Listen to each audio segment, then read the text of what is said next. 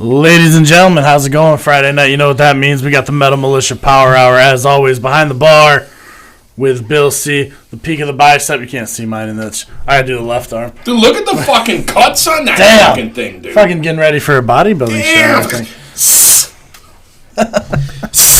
So, as I said, we got a great show tonight. We got Metal Militia Hall of Famer Sean Latimer, or as Bill, you call him, the Lat. Lat, bud. The Lat. We also got awesome trivia question. We're gonna critique some lifts. Just to say this, yeah, we had a Hall of Famer on last week too. I'm fucking jealous, dude.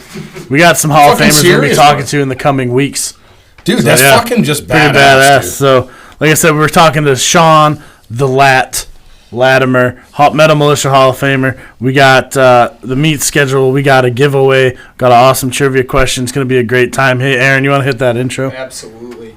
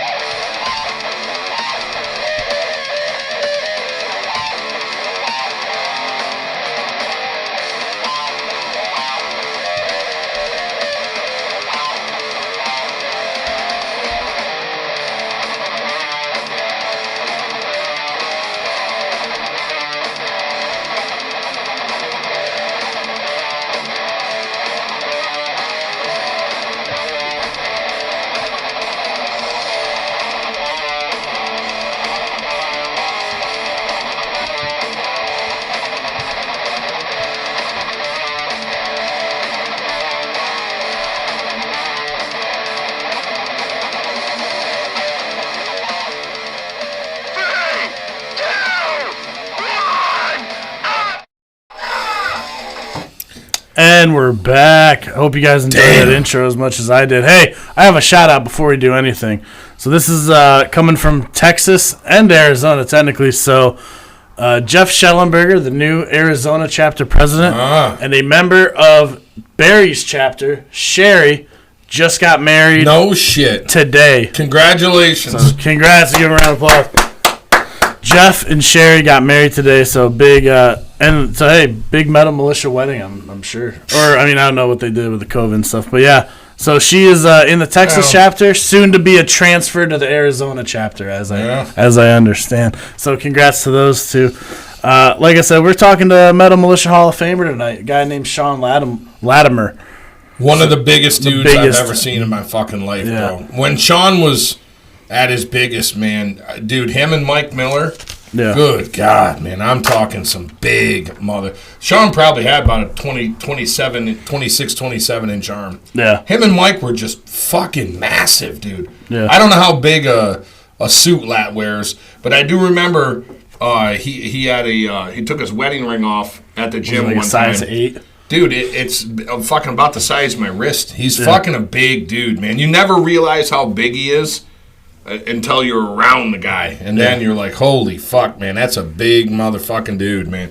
Him and Mike Miller made the World Strongman guys at the Arnold Classic look small, and that's the truth. I'm telling you right now, are you guys competing? Big. They should have competed. Svenny Carlson looked small next to Mike and Sean. All right, hey, so we're ready to go. We got Sean on the line. If you guys ready, let's talk to him. Yeah, bring him on. Let's fucking bring him on, guys. Sean Latimer. Hey, Sean, we got you. All right, Sean, what's up, man? Can you hear us? Yeah, I can hear you. All right, sick. Welcome to the show, man. Thanks for coming on. Sean, what's going on, brother? How you doing? Bill C here. I'm doing good. Awesome. Hey, Sean. So I was looking up some of your stats, some of your accomplishments, and damn, dude, you're a monster, first and foremost. It's pretty awesome to get to talk to a newly inducted Metal Militia Hall of Famer also. Well, I mean, no, he was December. He couldn't make it because... but his inaugural class. His inaugural class. Sean, real quick, for the young guys that don't know, there was about 4 or 5 of us that waved the Metal Militia banner. Sean always wore Metal Militia shirts and made it very clear to everybody what club he belonged to. And I always respected the hell out of him for that, and I always thought that was really really cool. And I've said it to him a bunch of times. I know he knows it. Right. But Sean was a member of the Metal Militia when it wasn't popular. When it wasn't to be cool. To be a member of the Before Metal it was Militia. cool. So, and that was fucking badass. It's fucking badass. Hey, can you guys put Sean on the screen, not us? Yeah, there it is. Thank you. Sweet. So, Sean, first off, just to, people who don't know you, that should know you, just to get a little bit of a background. How old were you when you first started lifting? Did you start lifting for sports, or you just got right into powerlifting, or how'd that go? Well, back in the day, I wrestled in high school. Okay, cool. So I started lifting for that. And Lad, that's funny. Remember I called you maybe 3-4 years ago and I said, hey, man, there's a young kid on our powerlifting team that wrestled in high school. Remember I had that, and you sent me that video with the psycho music? oh yeah. That's him. That's me. That's him. That's fucking him right here, bud. I told him, I'm like, fucking my buddy Sean, man, you got to see what this dude was like in high school. I played the video for him. Well, you sent me the video, and that was who I was getting the video for. So Oh, okay. Cool. That was awesome. hilarious. I forgot all about that. Yeah. Dude. That's cool, man. Oh, yeah, so go ahead. You were wrestling in high school, and you started lifting for that? Yeah, so then I joined a gym, and there was a group of guys there who did bench competitions. So I went to a couple competitions with those guys and got hooked. I was. It was kind of accidental. They just said, "Hey, why don't you come to this with me?" I said, "Okay, why not?" And I liked it, so that turned into 12 years of competing in bench competitions. And smashing yourself to pieces, ripping muscles, Winning. So after that, so you started fucking going to the bench competitions. When did Bill Crawford and the whole Metal Militia thing kind of come into the picture? So, I did a 600-pound bench in 2003. Okay. And I thought I was a bad dude. And then I started seeing all this stuff in the magazines, and these guys were trying to do 800. And I'm like, you know what? I'm bigger than those guys. I ought to be able to do this. And I couldn't do it. I could barely get the 600. And I saw an article in Powerlifting USA about this dude, Bill Crawford. He's running these bench seminars. And so I called him. And I'm like, hey, what's the next seminar? How do I go there? And, next one came up. I went up there. I bet 700 that day at the seminar. I got like a 100-pound PR. Easily. Easily. So, that's where the whole connection to the militia started, was from me showing up to that seminar. The next seminar came up. I brought my whole group of lifting partners with me and made them go through the seminar, and got everybody benching the right way, and all of a sudden everybody's making PRs fall left and right. Sean, could you tell everyone watching how uncomfortable the bench shirts were that we wore back in those days? Oh my God! Dude. So I started out in Inzer Blast shirts. If anybody out there even knows what those are anymore. Not many. I do, of course, but not a lot of people do. And those things were horrible, dude. I mean, you got blood blisters from them. And you got a massive about 40, 50 pounds if you were lucky out of it, yeah. Yeah, if you were really lucky and you cheated like crazy. I used those for a while, and then you start seeing denim shirts come on the scene in the early 2000s, right? So I went and I got a Karen Klein double denim, and it was a closed back shirt, which I didn't know any better, and I started using that, and I went from like a 550 to a 600 by switching over to a better shirt. I'm like, all right, this is cool. And then, you go to Crawford's, and first thing he does is cut the back of the shirt open. So he just took scissors to my $200 shirt. So that was fun. Yeah, that's always fun. The look at that over the years, the look that I saw on people's faces when we would do that was pretty priceless. What are you doing? I just paid. Whatever. Them shirts weren't fucking cheap back then, and you had to buy one every few months. You had to get another one. They didn't last. So yeah, so they were, first thing he did though was cut my shirt, and I'm like, oh great, I just paid you $100 to come to your seminar and watch you cut my $200 shirt. So I'm out $300 already. We haven't even done anything. Awesome. But best thing I ever did was cut the back of the shirt out. Oh Nice. And he did leave out the fact that day he hit a 100-pound PR. No, he said that. Without getting any stronger. So, I mean, he was already so fucking big and strong, man. Like I was saying before we went on the air, you've never seen him and Mikey Miller, the two biggest dudes I've ever seen. And big, and not just big, but just powerful. Like strong. That Latimer's fucking forearm. I can see it in the picture. Listen, I'm telling you right now, you have no idea how big this dude is. What's your elbow circumference? Like 17, 18 inches bigger than about somebody 20, 22 maybe. Well, I know the fat part of my forearm is like 20. Oh shit, dude! Like, I'm Sean, happy to see my biceps at 20, man. I hope you don't mind me asking you this on air, but how big is your ring size of your ring? Well, my wedding ring was a size 22. Damn. But it won't fit anymore, so my finger's a little bigger than it. Wow. I actually had it made in a machine shop. The very first time I ever met Sean, he took his ring off and he put it on the front desk of the original Barbell Club gym. Yeah. And man, I'm telling you right now, you ain't never seen nothing like it. The ring's about that big around. I believe. The 22, that's like that fucking is fucking huge, man. It's a fucking shack of rings. So now, Sean, you take us through, your evolution in powerlifting. Obviously you hit that 700 pounds that day. I actually remember that. What year was that? Like 04, 05? No, it was earlier than that. I think it was earlier than that. But it was we had a seminar in the summertime, and it was good time. I mean, but very rapidly, Sean went. I mean, he just was 40, 50 pounds. That seminar, I think, was in like May or June or something. Yep. And, Bill talked me into going to a WPO meet that was going to happen in September. So down in Florida. Bash for cash in Orlando. Yep, down in Florida. I remember that. Yep. So I start training for that, and you had to have a 700-pound bench to even go to it. So I went to a local meet, got a 700 on the books, so I qualified, and I paid my fee, and I got a flight and a hotel and everything, and made a little vacation out of it. So I go to this bench bash, and man, I didn't know what to do with myself. Everybody I saw there was in a magazine. It was a who's who of powerlifting in my weight class, looking around. I'm like, I don't belong here. There's no way in hell I belong here. And then I won it. Damn. So you kind of came out of nowhere. Yeah, I took a fourth attempt that day to beat Gene Rishlack. Nice. And I put up an 810 bench. Hell yeah, dude. That's and I'll tell you what, the one thing that goes through my head, I don't remember doing the bench. I missed it entirely. I remember laying down on the bench. I remember Bill slapping me on the chest and going, "Don't fuck it up." And then I sat up and I was looking to see what the lights were because I had no idea what I did. I missed the whole damn thing.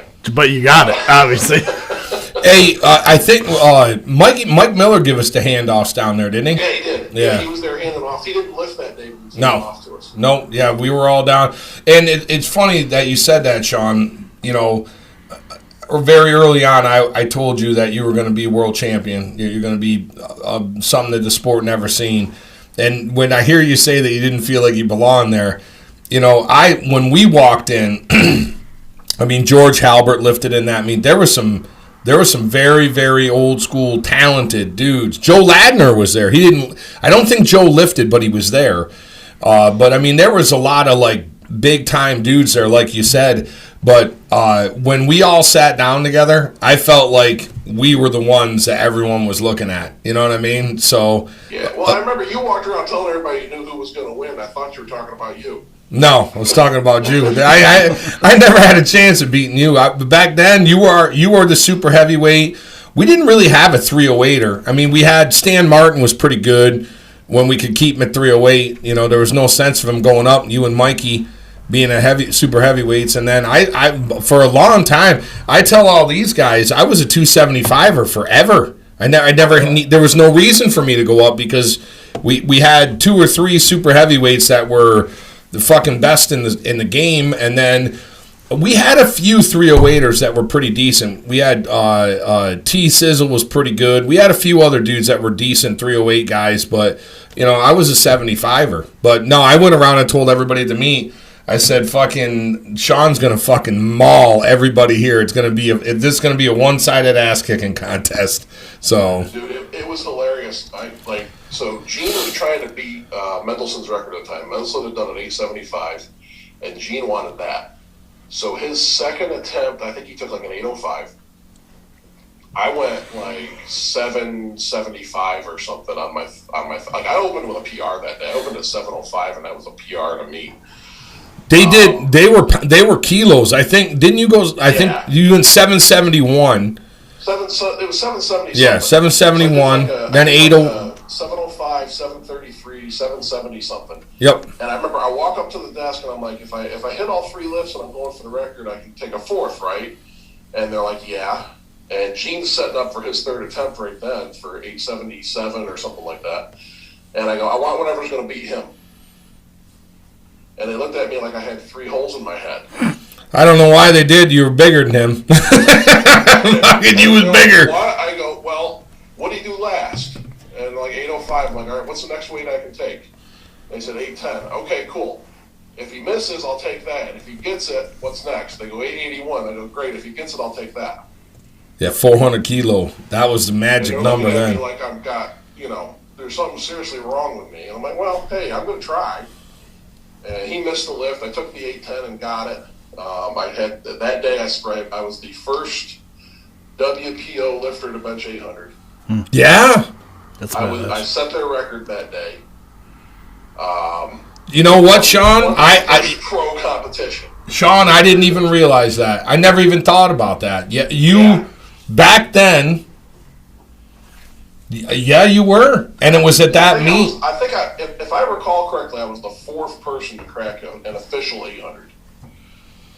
So the first time I benched 800 was at the Arnold. And you lifted in that meet. McVicker lifted in that meet. There was about four or five of us that lifted in it. You hit. I remember at the end of the meet, I was screaming at Karen Kidder because Gene benched 859 and won. And I hit 859 and took second. Okay, yeah. So he did whatever he did. 70 something. I wanted 881. They wouldn't give me the 4th. And you would have whooped him. The guy's dead. I never liked him. He never liked me. I'm not going to spend time talking shit on the guy. On that day, you know for a fact that you were stronger. If you would have if they would have, remember too. Also back then, Sean, if you missed your first 2 attempts, that was it. They didn't give you a fucking 3rd attempt. So Gene got 1 lift pass that shouldn't have passed, and then he took a big jump. You played it conservative, and you hit all your lifts. And if you remember, in the beginning, I asked Karen, I said, look, if any of us go 3 for 3 and want an all-time world record, can we go? And Karen said, absolutely. Now, to his credit, I don't think it was his fault. I think the World Strongman guys, we got I don't know, they hassled us off. They remember they were going to start the strongman shit, and we got rushed off the stage. On that day, though, Sean, you know you would have beat him. You know you would have. You were much more powerful, much stronger, much more technically sound. You were ready that day for sure. Yeah. Yeah, that's a big push, man. 859. Holy shit. But Sean. Now, Sean, you benched over 900, and you did that in a denim shirt. Yeah, Sean, I read 905. No, I did my best list was a 905. Oh, okay. And I did that in the Super Duper Phenom. Okay. Oh, so you had switched over to the poly by then? Yeah, I went back to the poly in like end of 06 or something like that. Yeah, I read your 905 was 07, 08 ish, I think. May of 07. 07, okay. I know you used you were using the red Inzer shirt. Those things were horrible for a long time, man. Yeah, I can tell. A couple of those in a box somewhere. I did old time's sake. I did an interview with Milo not long ago. I don't know, maybe 2 years ago. And they asked me what the heaviest lift I ever took was. And I said, this is going to sound crazy. The heaviest lift I have ever done in my life was handing 900 pounds off to Sean Latimer. Do you remember Luke tried to hand the weight off to you when he couldn't budge it? I ran out of the crowd. You shoved him out of the way and did it. I ran out of the crowd and I fucking...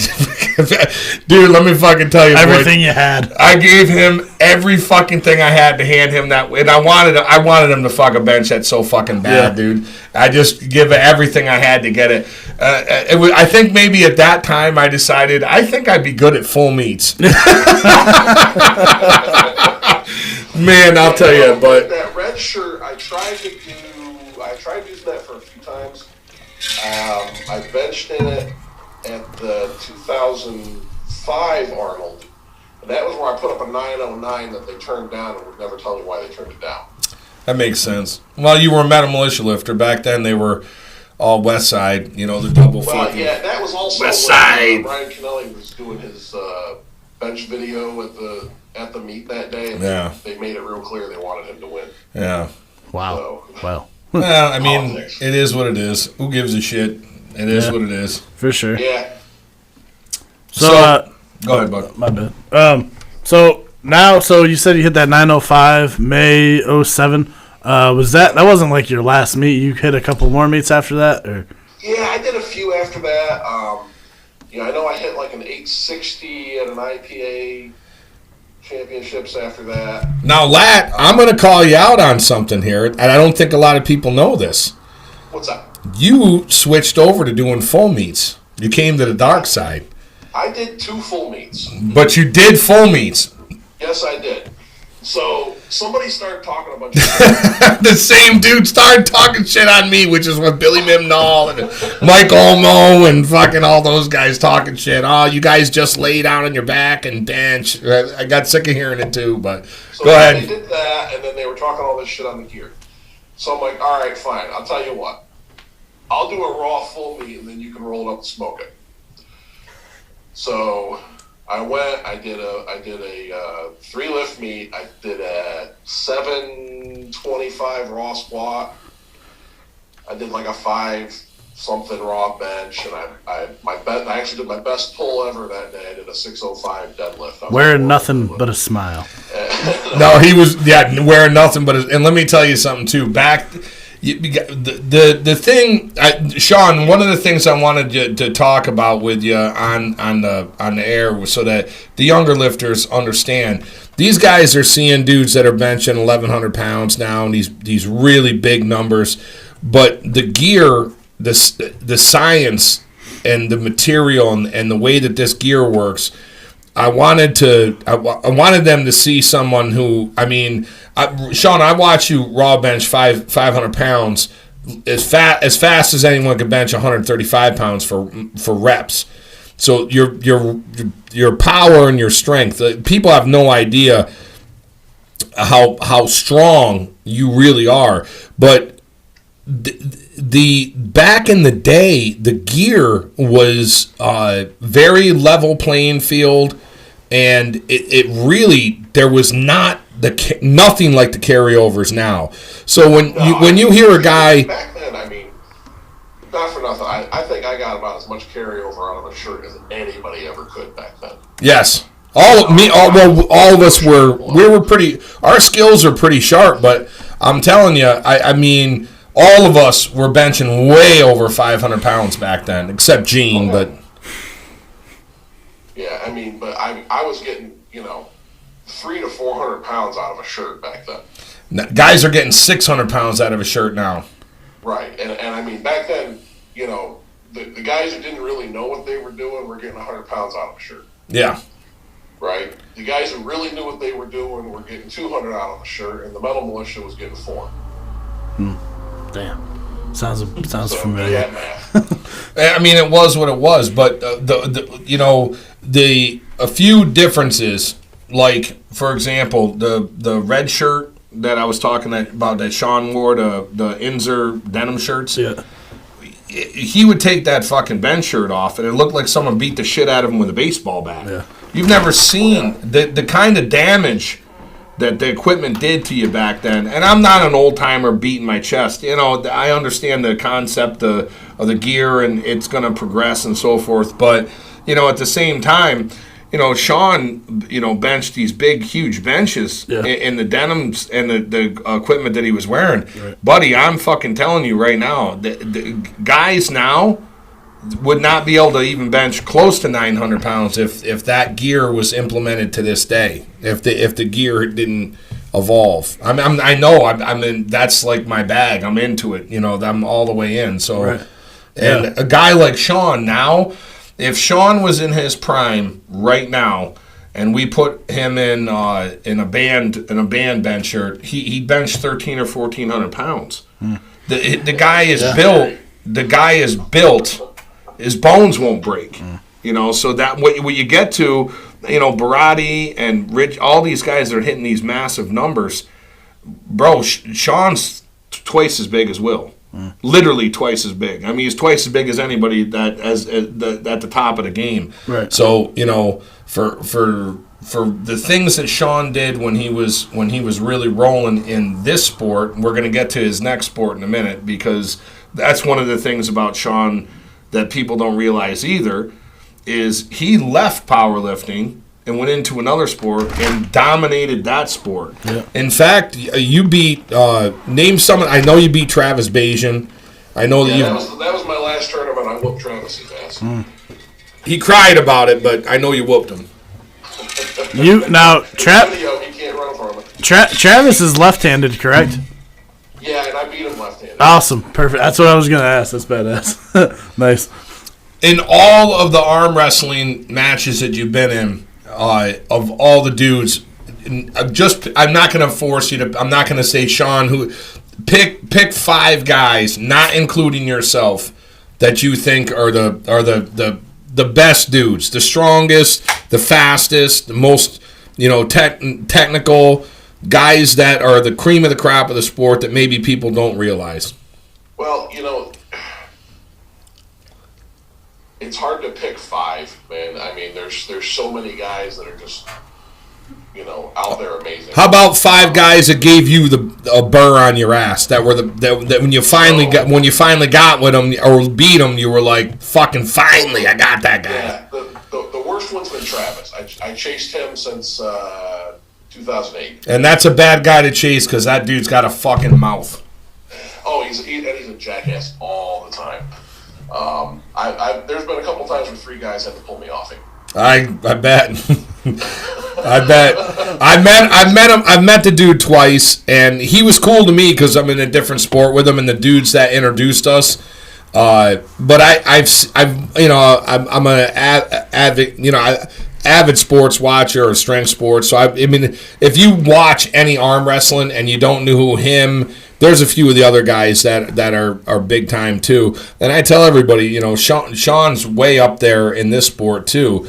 Man, that guy, he just always runs his mouth. He never shuts the fuck up. So yeah, he likes to think he's Muhammad Ali, right? He wants to just talk all the time, and he's no good at it. He sucks at it. Fucking lad, he sucks at it. You suck. You always have. That's fucking great, man. So, okay, let me do this. Let me change it up on you here. Name 5 guys you like to beat the most. Forget about the other shit. 5 guys that you have. Your 5 most fun victories. So, one of the best ones I ever had.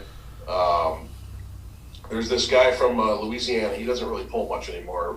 Brandon Boudwin. He big 350-pound guy. He's got a hand the same size as mine. I got in a match with him at a national championship in 2011, I think it was. And, there's no way I should beat this guy. And it's right-handed. It's my weak arm. And I don't know what happened, but by some miracle, I wound up in a hook with him, which is where your wrist gets carved in like this. Which is and in 2011, Sean, you were kind of green to the sport too. Yeah, you weren't by far. You were not a veteran at that time. No, I'd only been in it maybe like 3 years at the time. But But I got into a hook with him, and that's where he's not strong, apparently, and I managed to go through him, right? And everybody's just staring like, what the hell just happened? Right-handed, there's no way I should have beat this guy. So, that one was really, really good.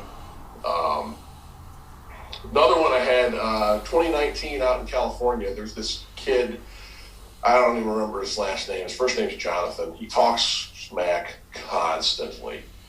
And he had made a comment on the internet that when he finally gets to pull me, I'll just be another notch on his belt. Wow. So that took a quarter of a second, I think, to beat him. I've always said, man, there is one dude you do not want mad, and that's Sean, dude, because you're so mild-mannered. I mean, Sean is like literally Ferdinand the Bull. He really is. Right up until the moment where you fucking make the dude mad. I'm telling you, That's the thing. Like, this guy just poked at me and poked at me and poked at me for like 5 years, right? So I went out to California specifically to go after Mendelson, and then Mendelson didn't bother to show up. But that guy was there, so I took it out on him. Speaking of that, what's the dude on the internet? He's in a video where he's calling Scott Mendelson out, and he's fucking yelling at him to stop sweating all over the fucking. I think that's Travis. Oh, Tom Nelson. Who is it? His name's Tom Nelson. He's another California guy. He's the one who made the videos just making absolute fun of Mendelson all over the place. he called him a professional exercise. Dude, I know I saw a video of him where he was screaming at him, telling him to stop sweating all over the arm wrestling table. Oh my God, yeah. So see, that dude can talk shit. He's good at it. It was entertaining to watch. He is hilarious. He's a really good left-hander. Have you ever pulled against a guy? Yeah, he's won. So if you listen to Tom talk, he'll tell you he's 4-1 against me. Right now, the problem is 4 of those victories were when I had less than a year under my belt. So you was green at that time. I was real green. The next time I got a hold of him, I went right through him, and he hasn't showed up to a tournament I've been at since. So he doesn't want to go 4-2. We're friends. He's a good dude. And then 4-3. He's hilarious. He's nonstop funny dude. Dude, I've seen some. Well, now I told you. I don't know, about 7 or 8 years ago. I don't know how long ago it was, Sean, and maybe you could say. I have never been interested in the sport of power or in the sport of arm wrestling at all. But as soon as you got involved in it, I started really following it. And you put a post up on the internet, and you won a big tournament or something like that. And I said, man, Sean, I've never been interested in this sport, but I really started following it and trying to learn the guys' names and shit like that. I probably had some questions that were stupid. I had asked you the television show that was on, and that Game of Arms. Game of Arms, and they had the dudes on there, and I said, hey, Sean, you ever do this? And you're like, that guy's a fucking goofball. That guy's real good, and this other guy's a goofball. And as we were talking about it, and then it wasn't long after that Mendelson got involved in it. And I asked you one time, you won like a tournament on. Sean, ladies and gentlemen, Sean doesn't lose a lot. He's unbelievable at both sports. He was unbelievable. So I had asked you. I said, "Did you ever get a chance to pull against Mendelson?" And it was a long question, and you only answered the first part of it. So I'm like, I'm not going to ask him again because it sounds like he didn't want to answer me. So apparently you went out to California and Scott didn't show, and that was why you didn't answer me, because you were pissed. There was 2 times that I was supposed to pull Scott. So when he first started out, he made a big to-do about it, and he claims he beat Travis because Travis let him win. And that made him a superstar, and he thinks he's a bad dude. So some guy he was buddies with out there contacted me, and they wanted us to do a challenge match. So it's going to be best 3 out of 5, and they were going to pump $1,000 to the winner. So I'm like, cool, when is it? I'll be there. Well, as soon as I said yes, he had 1,000 excuses why he didn't want to do it. I bet. So I bet. Didn't happen. What was he expecting you to be like, nah, I don't want to? Like, what the hell? You can't just, like, issue out a challenge and be like, you know what, never mind. I want to, and I'm like, no, I'll be there. When is it? Well, and not to, you know, and let me say this. This is even funnier. Scott knows who Sean is. Right. Yeah. So, like, he's, however he wants to say, guys, everybody in the studio, I'm telling you, you have no fucking idea how big this motherfucker is. I am telling you right fucking now. Scott Mendelson, big dude, muscular, very muscular and strong, but he's just like my size, just very, like, he's real jacked. Sean is fucking humongous. How tall are you, Sean? Well, I'm 6'3", but I'm really wide. How much do you weigh, if you don't mind me asking? I think a better question would be what was his heaviest weight competitive? Sure. What was your heaviest competitive weight? So my heaviest competitive weight was like 427. Oh my god, it's a big man. Sean, remember when I used to beg you to go up to 500 pounds? You and Mike. I used to tell both of them all the time. I don't have a 500. I really want a 500-pound friend. Neither one of them would do it, though, man. I think Mike got closer than you. I think Mike got up to about 450, 460. Damn. Yeah, Mike he stayed around like 440, 450 for a Well, long time. but also too, Mike got an ass like a Belgian horse, like a pulling horse. Buster Godin just chimed in and you said, fucking know I'm right, Sean. Oh, you're right. Yeah. That motherfucker. When you guys were both big, you were shaped differently. But Mike had like a fucking 50-inch thigh.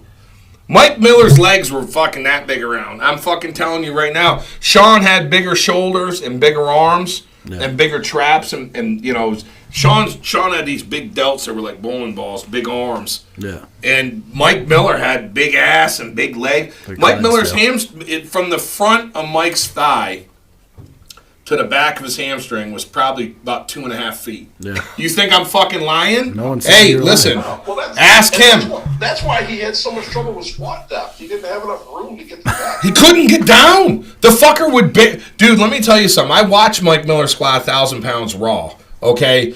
And when I say raw, I'm saying no knee wraps, no knee sleeves. He had a belt on, and he fucking smoked it.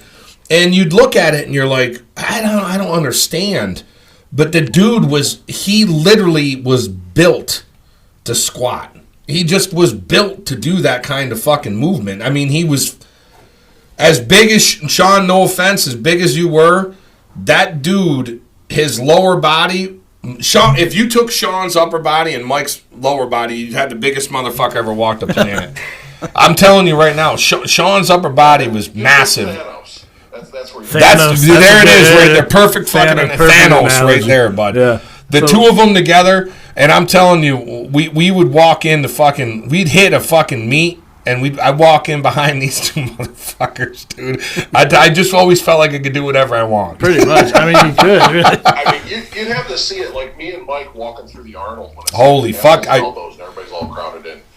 It's like part of the Red Sea. Everybody got the hell out of it. I literally have used the exact same analogy, Sean. I walked when I lifted, I think, in the Arnold Classic 5 times. Three of the time, two of the times I think you was there. 1 or 2, anyways. Mike was 1 or 2, and when we walked in, I just walked right behind you. You remember in the warm up room? People are coming back in the warm-up room. They're crowding the bench, and I said to Mike, I go, Sean, this shit can't happen. Someone's gonna get fucking killed. Fucking Lat yell out the fucking hey! Everybody in the place fucking they cringe like a puppy pissing on a fucking on the carpet. I fucking tell Mike Miller to get the people from the end of the bench fucking screaming. Dude, I'm telling you, these two motherfuckers were like if you go to the Arnold Classic and the two biggest dudes there are your boys, man, you could do pretty much whatever you want. And you shouldn't give me that kind of power because I was completely out of fucking control. Well, it's like that day at the Arnold in the warm-up room when Mike and Kazmaier went at it. Oh, jeez. Remember that? I pulled Mike off. Dude, let me tell you, that was fucking... How about this, Lat? How about he's yelling and screaming with Mike, and then looks at me and goes, and you're his coach. You should know better. I'm like, dude, this dude's 6'5", 450 fucking pounds. Bro, He's gonna. I have nothing to say to him. He can do whatever. He's older than me too. He's a grown ass fucking man. Fucking, it's a reflection of you with his fucking Mike.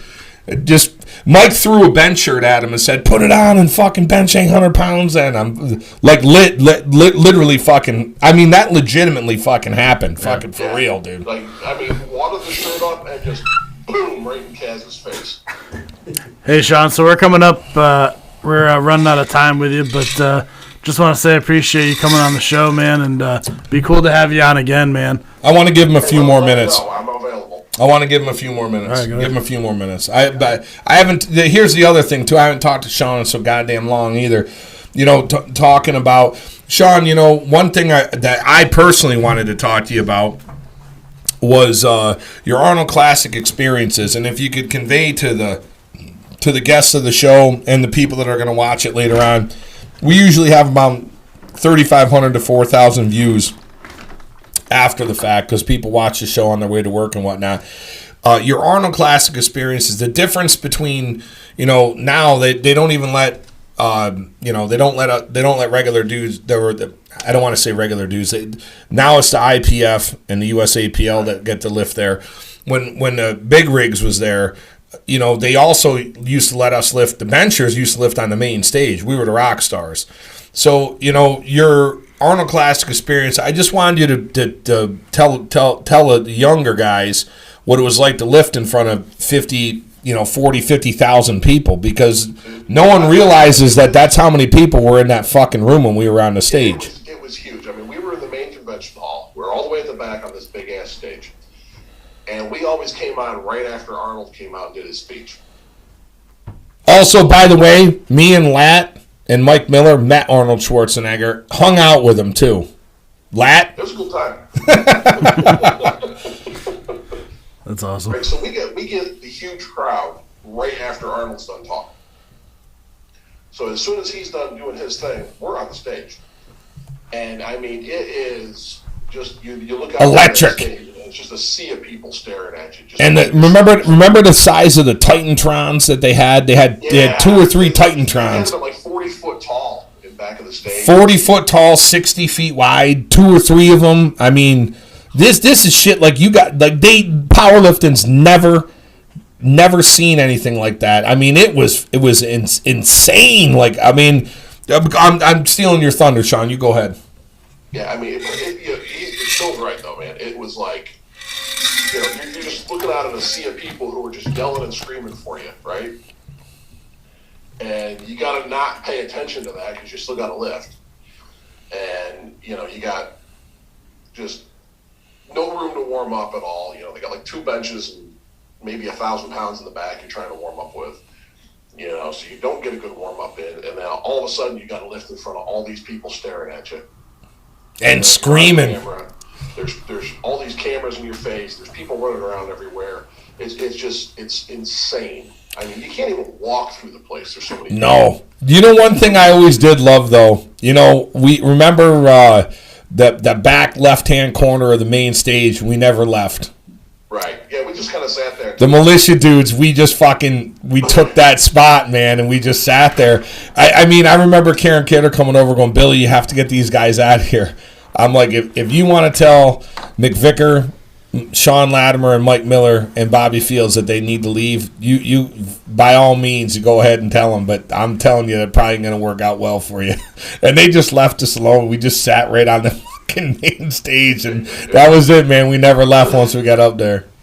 Yeah, me and Kidder never got along anyways. I mean, you know, he wasn't a bad dude. He was bad to me. So. You know what, Sean? You were unfairly treated. I will say, you know, that one year, again, I'm not dude, I haven't talked to the guy in fucking probably 15 or 16 years. But I know that one time when we were at the Arnold, when you could have beat Gene that time, I don't think that was him. I don't know if that was him or not, but you know, I don't know if people know this or not. But a couple years later, he threw me out the WPO for life. I didn't know that. You didn't? No, I never knew that. So there was a qualifier in 2006, I think, in Chicago, that I went to, and there's a whole bunch of controversy around it. So I mean, it's a who's who of powerlifting again at this thing, right? And all of the super heavyweights bombed except for Kennelly that day. Every single one of us bombed. I blew a tricep. Kennelly did like a 750 bench and won the whole thing. It was pathetic. Kidder went on this holy tirade online, just absolutely trashing all of us. About not bombing, right? About bombing, and then he's going on about how people got shaved heads and we look stupid. And I'm like, who are you talking to looking stupid, Garrett? Dude, what the hell? Yeah, he looks like a circus clown. He definitely, man, dude. I never knew any of that. Email, and I'm like, dude, there's better ways to handle this. If you really want to chastise us, do it privately. Don't do it on Powerlifting Watch or whatever the hell it was. And he comes back and he just yelling and screaming and nasty in this email. And then I was banned for life from WPO and APF over it. No shit. Yeah. Well, if it makes you feel any better, I left the WPO and the APF, and now we have our own federation. So fuck them. Yeah, I'm actually banned from 3 organizations. So. I'm banned from 2. But I don't care. The IPF and the USAPL, but it is what it is. Both, dude. Yeah, well, I'm banned from USAPL, but I never lifted there. Oh, ironically, how I wound up getting put on the ban list was remember Edward Charles at EC, my buddy E. I went down to a meet with him on USAPL. I think it was the Bench Nationals. It was in New Jersey, down your neck of the woods. And I walked in with them. I was in the warm-up room with them, and they said, "You got to go." I said, "What do you mean? I'm not. I'm fucking just here helping my buddy." And they said, "You lift in the WPO. It's a non-tested federation, and you cannot be here." I said, "I've never taken steroids in my life. You're crazy. I'll take a drug test right now." And they said, "You have to go, or we're going to disqualify your guy." I said, okay. Well, I went across the street. There was a little pub over there. I went over and tied a good micker on. EC lifted into me, did well. And then about 3 or 4 days later, I got an email. Back then, I don't know if you guys even know what emails are now, but back then, you used to get emails. And they fucking emailed me and said, you're banned for life from IPF and USAPL. Actually, Sean, to even be worse, I think it was ADFPA back then. I might be fucking really showing my age, but I think it was that. I don't know. I might could have been, but they threw me. But so then I got super pissed off, and I went on their website, and I saw Andy Bolton and Ed Cohen and fucking Kurt Kowalski and fucking Ian Store and all like fucking Vladimir, remember Pomchenko, all those guys, they were all banned. I'm like, fucking, dude, I'm in good company. List. I'm fucking out, dude. I'll never live there anyway. So I was all right with it, man. Some good company. I never knew that, though, with the WPO. He threw me out for life. So then I started lifting in other organizations after that. But yeah, and I'm banned from the WNPF, which is this little ass organization I started out in. Are they still around? No. I don't think they're around anymore. They may not be. I don't know. But, one of you, fact check that. Drug tested fed, but they had a lot of local meets in Jersey, and that was where I started out. Yeah. I had a minor meltdown there when they tried to screw one of my lifters over, and I got banned for life from that too. Yeah. Did you lose any sleep over it? Not particularly. My man. Yeah. Is it still a federation? It's still a federation, Sean. So they're still out there, and I'm sure that they very much regret throwing you out, considering I probably still have the heaviest bench they've ever seen there. More than like, if I was a betting man, I would agree to that for sure. For sure. We got looking it up. I know you're into arm wrestling now, but is there any chance of maybe a little powerlifting comeback in the future, maybe? You know, I did a little comeback in 2014 just for fun. Right. I went to I don't even remember what sanction it was. Shauna Mendelson had a meet at her little gym there, and I went up there and benched, and I put like a solid 6 weeks of training into it and put an 805 up in a shirt that was 15 years old. Nice. So, well, Sean, I have some good news for you. We are going to actually have a Hall of Fame contest. Oh, wow. It's not going to be this year, so you have time. So much time. You got a lot of time. But early next year, we're going to put together a Hall of Fame contest, and I'm looking. I think I might compete again, to be truthful with you. So I've often said, now that I'm in master's class, I'm kind of getting deep into master's classes. Almost to the grandmaster. I wanted to do one more at master's class. I did it. Most of my lifts were all in open class. The one I did up at Sean is I did a sub-masters. That was the only time I lifted in sub-masters.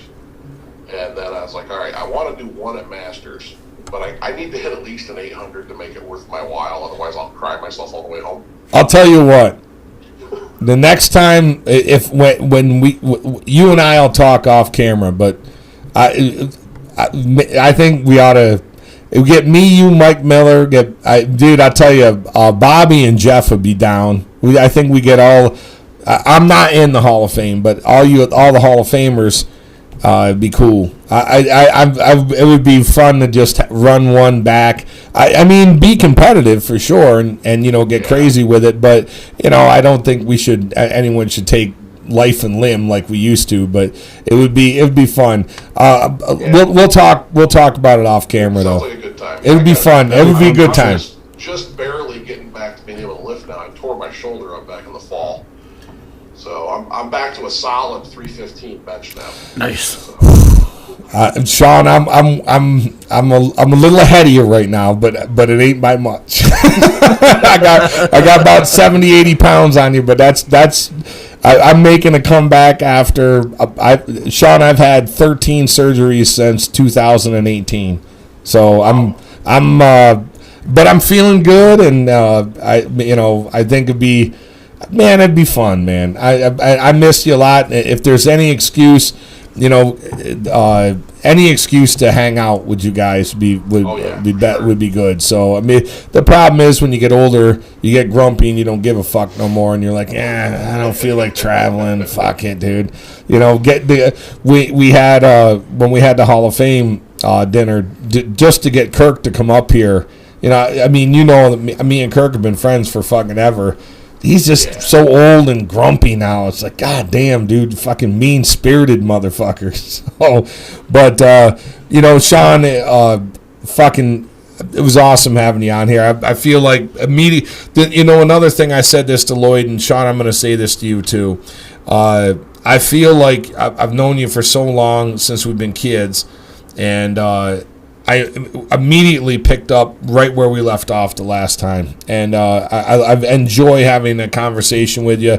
And I know that me and you both have a enjoyment of cars. I don't like the fact recently you posted about Dodge trucks. Sean, bad idea. Come on, dude.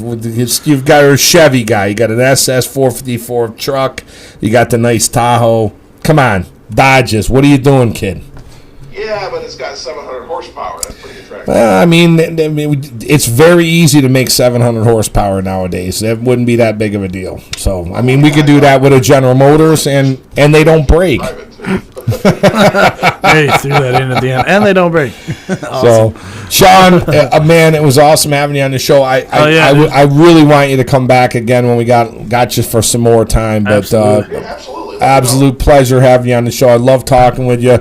I miss you to death. You're from my childhood, so I love you. That's all. I love you, and I miss you, and I can't wait to see you. Yeah, I miss you too, man. I gotta get up there sometime and hang out. So feel free, man. We bench on Fridays if you ever want to join. Sean, he knows. Yeah, Sean, we still bench Friday nights. We still bench Friday nights. So whenever you want, right?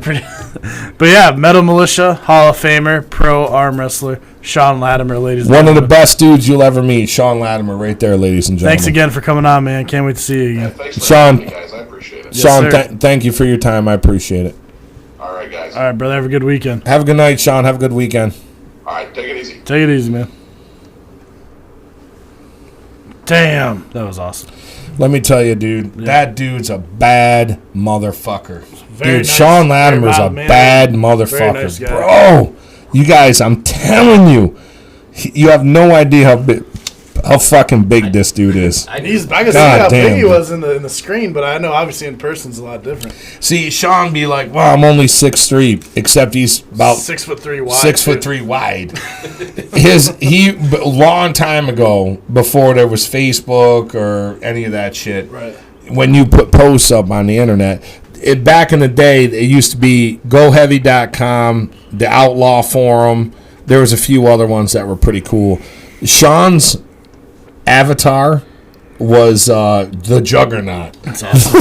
Oh, you told me that before. The fucking Juggernaut, man. It was badass. And it's, dude, like the Juggernaut. Yeah. Like Marvel Comics, Yeah. the fucking Juggernaut. It was fucking badass. Yeah. So. Hey, man. My bad, go ahead. No, go ahead, bro. Oh, yeah, so I was just going to, we're going to do the meet schedule next, but before we do that, I'm going to ask our question of the week, our trivia question. Yeah, Go ahead. Yeah. Well, I got a piece. But Okay, I'll wait. so we didn't get to it last week, so it's the same question from I'm last out week. of booze, too. So, before that, you got the whole time we're doing the meet schedule to fucking try and figure it out. So, Whoa. yeah, So you're going to ask a trivia question. and then do the meet schedule. And then they have that whole time to figure it out. to me. Yeah. Okay. All right, here's the trivia question. We were just talking to Sean Latimer, went to the Arnold many times. At the 2004 Arnold bench press competition, how much did Scott Albano bench? I know what that is. You can't answer. I'll be right back. All right, and I got my phone up. I'm watching to see who answers first. All right, Aaron, ready? We're going to do the meet schedule. Oh, we're ready. All right, so we already had the Northeast Power Bowl. Yeah, so we already had the Northeast Power Bowl and the Mike Wolf birthday bench bash, which I heard both went very well. So the next up is going to be April 3rd in Australia. Next one. Oh, my bad. April 3rd, Tormented Force in Australia. Going to be in Brisbane. Chris Garupka running that full power meet. First ever metal militia meet down under. The land down under. How do they say it? Land down under, right? Yeah. That's it. Yeah, okay, that's what I thought. The thunder from down under. But yeah, Chris Garupka's going to be running that, so get a hold of him. And also, for Chris, hey, I'm just going to say Moose Knuckle. Anyway, April 17th, we got Lawton, Oklahoma's Bloodlust. Or, I'm sorry, hold on. We have a change in the schedule. So, we now have a date for the New York Full Power Awards. It's going to be April 10th. We have that April 10th, which is going to be at the beautiful Where were we at here? April 10th. April 10th. Full Power Wars. Full Power Wars. Been running this meet for 20 years. Yes. It's at the historical Fort William Henry. Nestled. Beautifully. It's just softly set in silk sheets. Suckle. Suckling the bosom of Lake George Yes. in its entirety. And the majestic Lake George is never out of the top 3 greatest lakes in the country. In fact, if I'm not mistaken, it's never out of the top Prettiest 2. lake in America. Lake It's George, always New York. Lake Tahoe every Fuck 5. 'em. Hang Fuck on. all of them.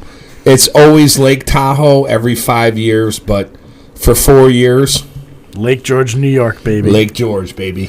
So that's April 10th. We're having that up at Fort William Henry. So that's actually already on the website. So if you're wanting to do that, fucking go ahead and register. Make sure you buy a membership. Gonna be a good meet, dude. We're yeah. gonna have a crazy light show, similar Similar. to Worlds. You can't this go year. wrong, You man. can't go wrong. That Damn. ain't bad. That ain't bad. April 17th, we got Lawton, Oklahoma's Bloodlust Bunch Massacre. Excuse me. That's a Twisted Tea. It's a Nomad and Texas chapter meet combined.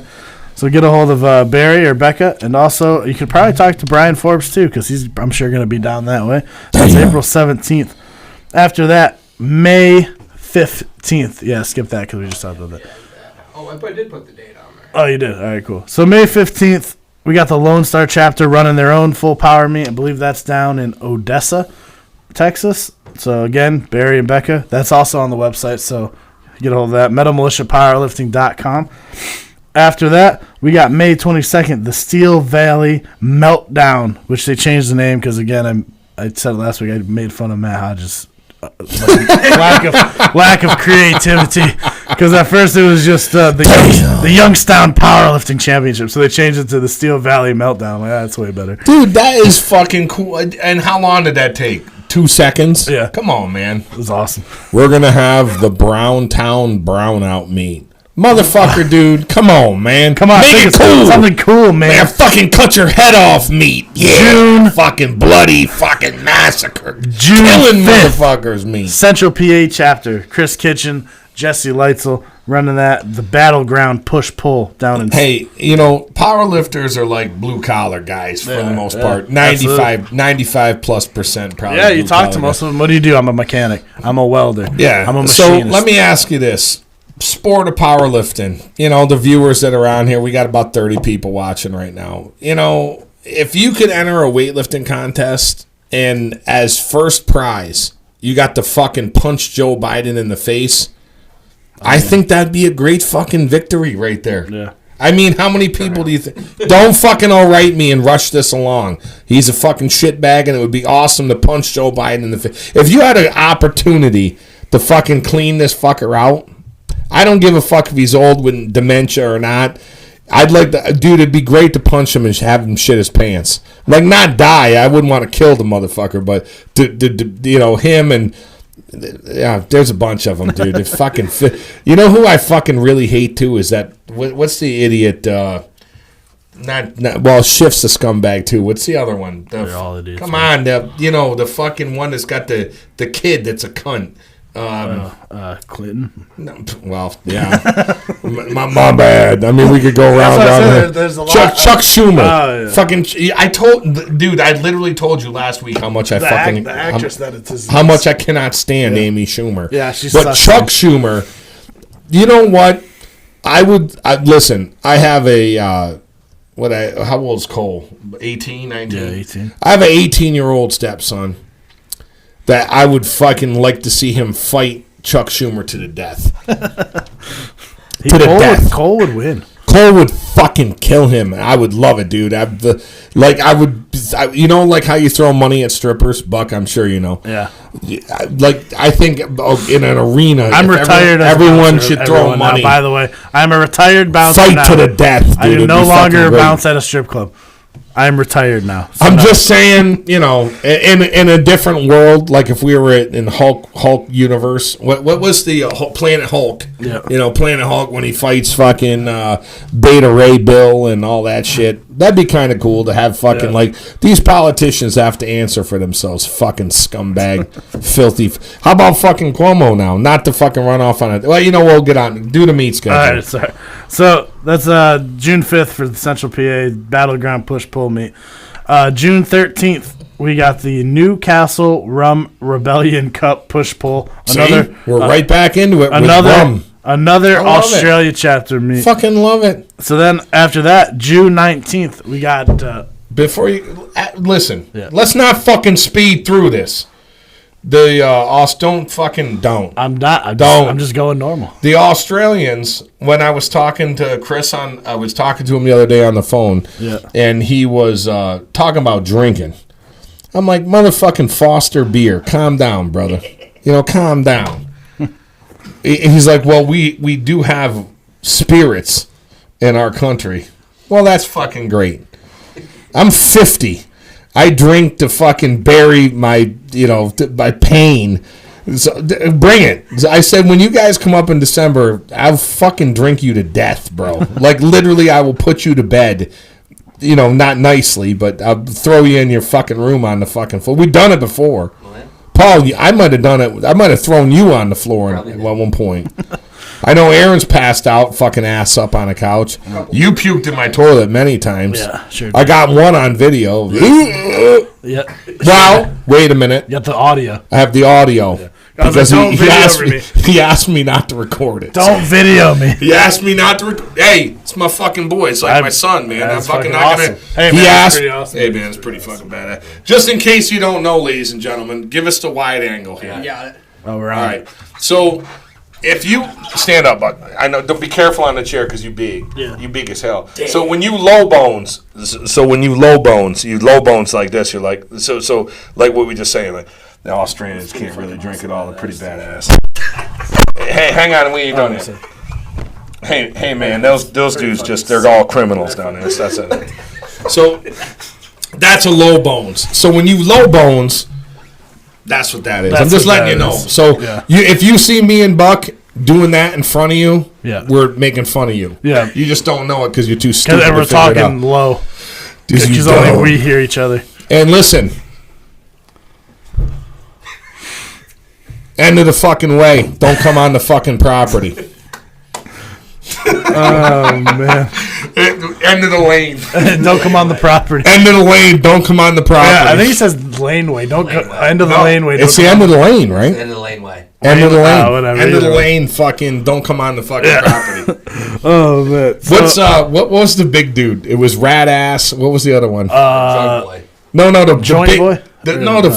Yes, with the big Dodge pickup truck, Joint Boy. For obviously because he fucking smokes his joint. Dude, and not only that, I mean, fucking. And how about when they're locked up? They got the hockey lockup, and, and then fucking Wayne goes. He fucking invites the fucking hit, man. It's fucking good shit, dude. Yo, So what was skip that about June 19th? Oh yeah, so Skip over your meat. no, it's not. I didn't get. That's in July. That's No, July. we just don't have a slide made for it because it's new. So June 19th, we Kyle's Nationals. Oh shit! So we just got to make a new slide. But June 19th, that June meet, Whitehall Armory, the birthplace of the Navy. the United States Navy, the birthplace. We are gonna run a fucking meet in the Armory, if you can believe that. We somehow finagled. Got it somehow. Can't be finagled. Has to be finagled. Right. A way to run a weightlifting contest in the Armory, birthplace of the United States Navy. We're getting it on in Saigon. We're gonna fucking do this, motherfucker. Awesome. Kyle is running the Nationals. It's gonna be so ridiculously off the hook. Bro. We're gonna have the whole property. You can camp, play golf. Yep.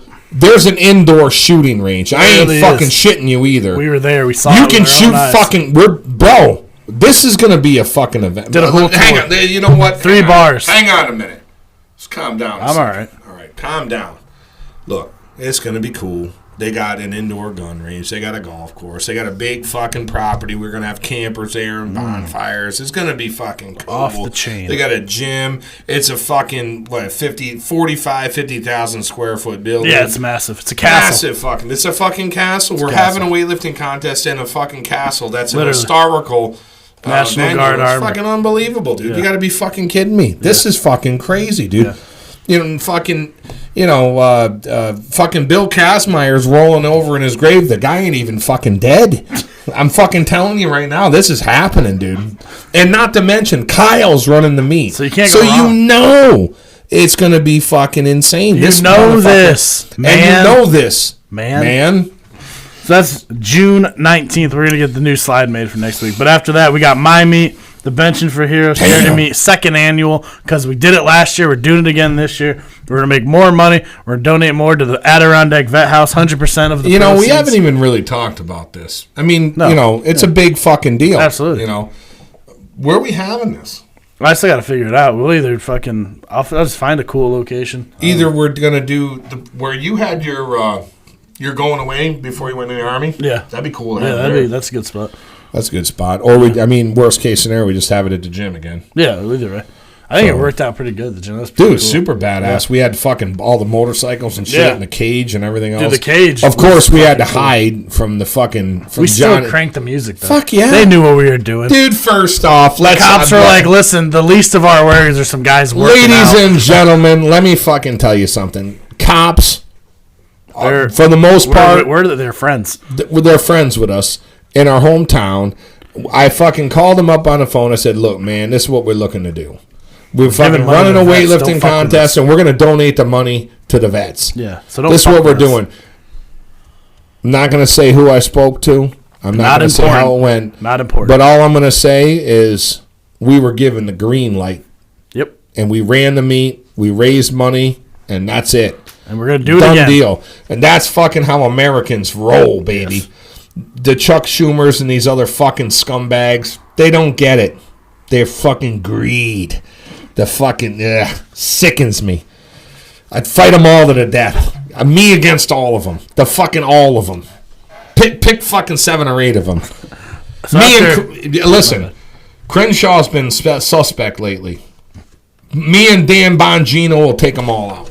Every single one of them. July 17th. Hodge again, twins. this is a new one. But July 17th is going to be the 814 chapter. Rob Farrell run his Young Bucks say invitation Hodge twins, yeah. Yeah. So that's our meet schedule. So I was looking on here, and the person that answered our trivia question correctly and first was, let me scroll up. I saw 2 or 3. Sarah Watson answers. got it first. You know, you're only saying that because she's pretty. No, like literally she's the first one that answered it correctly. Where are we at here? Right up here. Oh, only Buster God missed it. Right after. Real close. Yeah. Sarah Watson. Ralph Talati, that was the next year, and it was actually 744. But you were close. But yeah, Sarah Watson got it. It was 705 pounds. He hit that at the 04 Arnold bench press competition. So, Sarah Watson, you win some wrist wraps from Rob Farrell. Some F8 wrist wraps. They're blue and black. They're pretty badass. So, just message me, and I'll get those. Try and get those up to Canada pretty fast. So, don't really care if the political review sucks. It is what it is. That's what Kyle I hate fucking Democrats, and I'm going to say it, so whatever. I love you. You're my fucking best friend, but whatever. Don't So we're going to try and do something new this week. We got some videos of some lifts. Are you sure we're okay with it? We don't want to fucking piss off any fucking political fucking crap. It's a powerlifting show. All right, well, fantastic. I thought it was fucking, a show, but all right, fair enough. So Wanna go right in order, squat, bench, deadlift? Yeah, just pull up one of the videos, and we're going to critique it. No, you don't need it. Give us 1 second. All right, so we got Alex Barlow, our girl right here. This is in the gym. This is our gym. Yep. So this is, I believe, 350. She had a PR. So we'll give it 3 whites, or we'll just judge it, I guess. So who's going to judge it? Me, you, and Paulie, or? Just me and you. We'll just say, we got to have 3 fucking people. All right, so me, you, and Paulie. I'll tell you what. I'll say a white or a red. Okay. Well, me, you, and Paul will do the same. All right, fair enough. All right, cool. Here we go. Back spotter, clutch. White light. That's a Nah, I got if she gets it, white light. White light. That's a white light. Oh, she does. No, this is a set, but yeah, all of them white lights. All right, yeah, I mean, good triple. All right, so yeah, we'll go. She obviously hang on, let her. I mean, I don't want to upset anybody, and get political, but that's a fucking. Let her finish the set. She got her air time. Good enough. All good reps. Dude, you need to start training your legs more.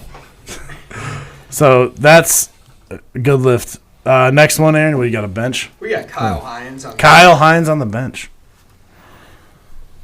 Oh fuck, dude! I thought it was. I was gonna fucking, dude. I jump right on him, but quick, man. That's you right in. You're in the video.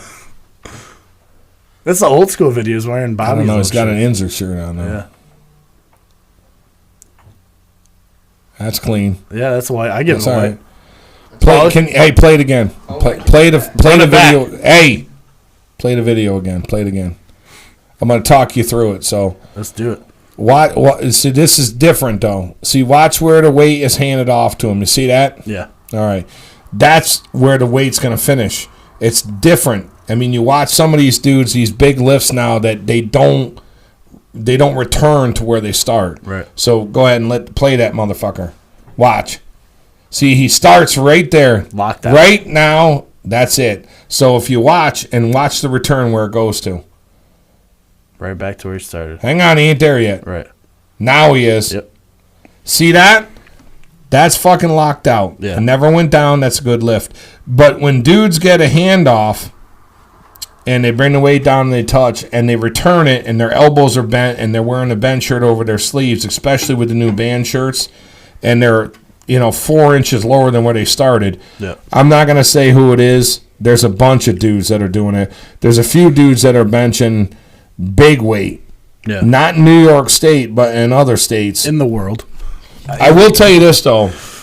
That Carlino kid's lift was good. 1080, yeah. That was a good that lift. Looked good. Yeah. That kid, forget about him. That kid's lift was good, but there's a lot of other lifts. And I'm not talking about the idiot Womack that did that lift, because that was terrible.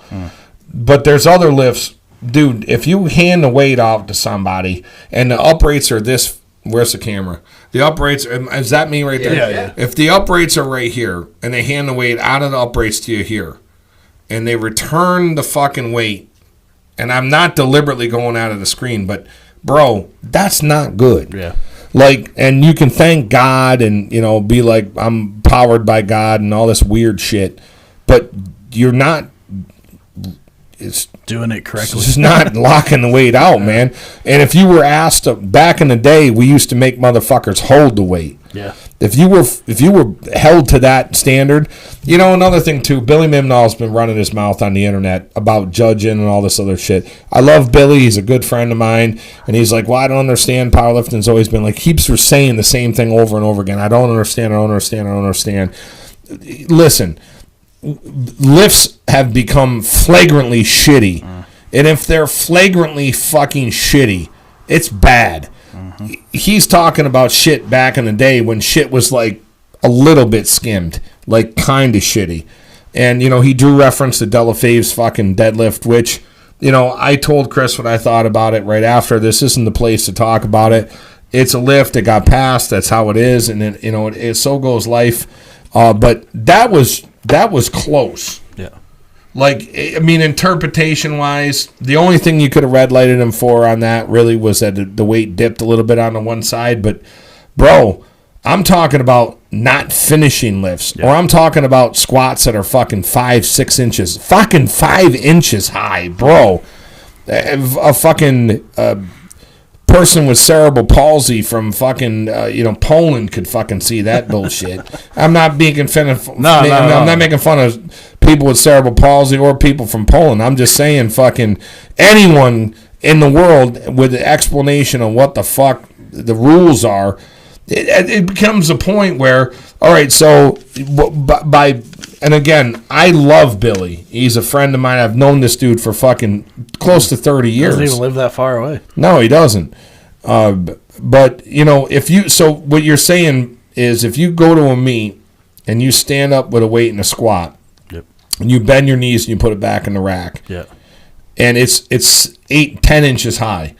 And you get one white light from the head official because they aren't allowed to red light on squat depth. We're changing that. I got some rules that are coming, at least in my federation, that are going to be different. But and then you get one guy on the side napping. You got a good lift. I'm just not cool with that. And one thing I would like to remind people of, and I know we're running long on the show here, and we're going to have to end it shortly, but I have turned down lifts. I turned down 1,050 squat because I knew it was shit, and I also turned down the very first ever 800-pound bench when an 800-pound bench was something special. And you can not take credit for a lift. Sure, it's not left up to you.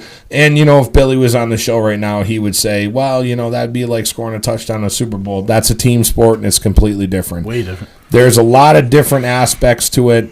I understand that the officials have omnipotent rule in a degree, but at the same fucking time, dude, when shit is flagrantly shit, dude, look.